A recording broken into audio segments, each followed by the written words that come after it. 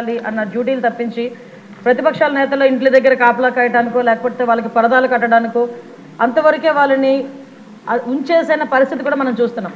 దానిలో భాగంగానే కనీసం పోలీస్ వ్యవస్థకి ఏదైతే వాళ్ళకి పోలీసు బలోపేతానికి కానీ అదేవిధంగా వాళ్ళ వెల్ఫేర్ గురించి కానీ వాళ్ళకున్న చిన్న చిన్న ఇమ్యూనిటీస్ గురించి కూడా ఎక్కడ కూడా ఆలోచన చేయకుండా మొత్తం అంతా నిర్వీర్యం చేసిన పరిస్థితి వచ్చింది అధ్యక్ష. ఇప్పుడు ఇందాక మన ఎమ్మెల్యేగా అడిగారు అధ్యక్ష, ఈ వీఆర్లో ఉన్న వాళ్ళ పరిస్థితి గురించి. నిజంగా వీఆర్లో ఉన్న వాళ్ళ పరిస్థితి చూస్తాను అధ్యక్ష, ఒక్కొక్కసారి వాళ్ళకి 6 months వరకు వీఆర్లో ఉంటారు. తర్వాత 6 months తర్వాత వాళ్ళకి ఆ జీతభత్యాలు ఇవ్వాల్సిన అవసరం కూడా ఉంటుంది అధ్యక్ష.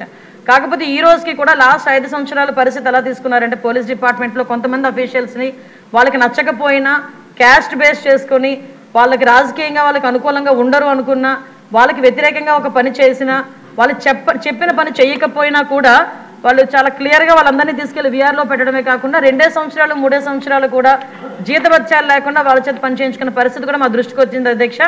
ఎట్టి పరిస్థితుల్లోనే అలాంటి వాటి మీద ఫర్మ్గా ఉంటాము. డెఫినెట్గా వాళ్ళకి జీతభత్యాలు ఇచ్చే పరిస్థితి కూడా ఇప్పుడు మేము తీసుకుని వస్తాం అధ్యక్ష. అదేవిధంగా వాళ్ళందరికీ కూడా ఇందాక సార్ అన్నారు కనీసం పిల్లలకి చదివించుకోవడానికి కానీ పెళ్లి చేసుకోవడానికి కానీ. సరే ఇక్కడ ఒక విషయం చెప్పాలి, సుమారుగా గవర్నమెంట్ ఎంప్లాయీస్ తాలూకా జీపీఎఫ్ అంతా కూడా డైవర్ట్ చేసేసాడు లాస్ట్ 5 yearsలో. దానికి కోర్టుకి వెళితే టెక్నికల్గా ఏం చెప్పారంటే అన్ఎక్స్పెక్టెడ్గా వెళ్ళిపోయింది, డబ్బులు మాకు సంబంధం లేకుండా వెళ్ళిపోయిందని ఆన్సర్ కూడా గవర్నమెంట్ నుంచి కోర్టుకి వెళ్ళిన పరిస్థితి కూడా మనం చూస్తూ ఉంటే సిగ్గుపడాలి ఈరోజు. అంటే వాళ్ళు దాచుకున్న వాళ్ళ సొమ్ము కూడా వాళ్ళకి తిరిగి ఇవ్వడానికి కూడా లాస్ట్ గవర్నమెంట్ 5 సంవత్సరాలు కూడా జగన్మోహన్ రెడ్డికి మనసు రాలేదు అధ్యక్ష. ఈ రోజు తిరిగి పోలీస్ వ్యవస్థల గురించి విధానాల గురించి రాజ్యాంగం గురించి ఆయన మాట్లాడుతుంటే కొంచెం మనందరూ కూడా ఇబ్బంది పడాల్సిన అవసరం ఉంది అధ్యక్ష. లాస్ట్ 5 years ఇంకోటి అధ్యక్ష, మనకి వెహికల్స్ గురించి కూడా ఇందాక చెప్పారు, వెహికల్స్ గురించి కూడా చాలా క్లియర్గా చెప్పాం. డెఫినెట్గా కొత్త వెహికల్స్ తీసుకోవడానికి గవర్నమెంట్కి ప్రతిపాదన పంపిస్తున్నాం అధ్యక్ష. ప్రతి చోట కూడా వెహికల్స్ మీరు అన్నదైతే వాస్తవం అండి, వెహికల్స్ చాలా ఇబ్బందిగా ఉంది. అంటే స్క్రాప్కి వెళ్ళిపోయే వెహికల్స్ 15 yearsకి ఎట్టి పరిస్థితుల్లోనే స్క్రాప్కి ఇచ్చేయాలి.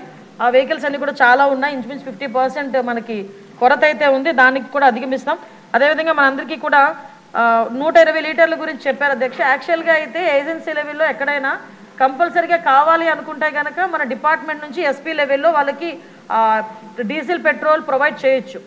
కానీ పరిస్థితి ఎందుకంటే రిస్ట్రిక్షన్ పెట్టారు, 120 liters అని రిస్ట్రిక్షన్ ఉంది. దాన్ని ఈరోజు ఒక 300 liters వరకు కూడా రిస్ట్రిక్షన్ని పెంచే క్రమంలో ముందుకెళ్తున్నాం అధ్యక్ష. అదేవిధంగా ఇప్పుడు మీరు అడిగారు అధ్యక్ష, మనకి ఏపీఎస్పీ నుంచి ఏఆర్కి వెళ్ళేదానికి కన్వర్షన్ లిస్ట్ కూడా రెడీగా ఉంది అధ్యక్ష. దీనికి అతి తొందరలోనే వాళ్ళందరికీ కూడా ఏపీఎస్పీ నుంచి ఏఆర్కి పంపించే ఏర్పాటు కూడా జరుగుతుంది. ఒకటి మాత్రం క్లియర్ అధ్యక్ష, ఈరోజు ఏ శాంతి భద్రతలు అయితే వాళ్ళు మాట్లాడుతున్నారో జగన్మోహన్ రెడ్డి వాళ్ళు మాట్లాడుతున్నారు అంటే ప్రతిపక్ష నాయకుడు కాదు కాబట్టి అసెంబ్లీలో పులివెందుల ఎమ్మెల్యే గారు మాట్లాడితే ఆ ప్రికార్డ్స్ తీసుకొని వచ్చి శాంతి భద్రతలకు మాట్లాడుతున్నారు. ఒక్కసారి బ్యాక్కి వెళ్ళాలి అధ్యక్ష.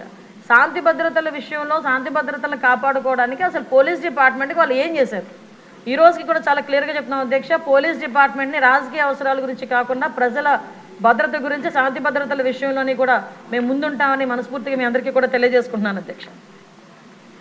నెక్స్ట్ క్వశ్చన్ 36 మన ఫైనాన్స్ మినిస్టర్ గారు